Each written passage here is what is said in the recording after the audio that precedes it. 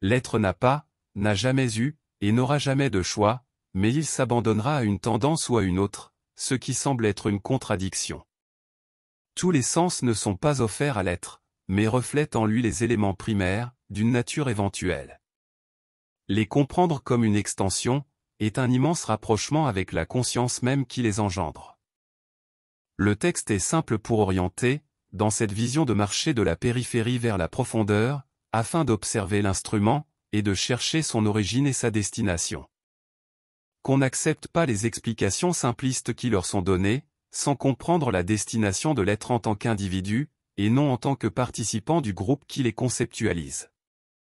Les concepts d'empathie et de sympathie sont assez dangereux dans ce sens, rendant nécessaire ici la pratique du silence, en accord avec cette connaissance, qui révèle la perception de combien l'être est créatif, dans l'exercice de l'art d'appartenir.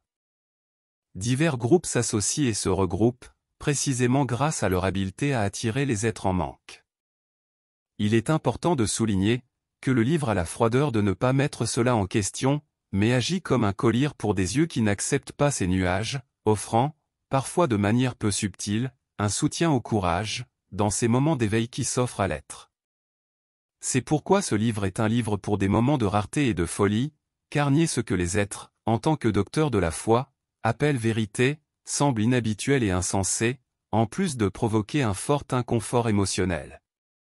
C'est lorsque l'être se trouve dans l'état le plus dépouillé, que le livre se révèle de manière plus ouverte, car c'est dans la nudité de l'être, que se reflète sa lucidité et sa plus grande ouverture à l'apprentissage.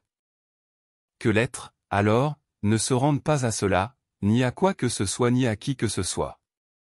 Que l'être remette en question ce qu'il appelle foi, et qu'il s'offre à l'appel de lui-même.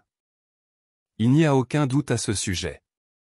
Aucun chemin extérieur ne mènera l'être à lui-même, bien au contraire, il ne fera que l'éloigner de sa propre sagesse, même si ce n'est que temporairement.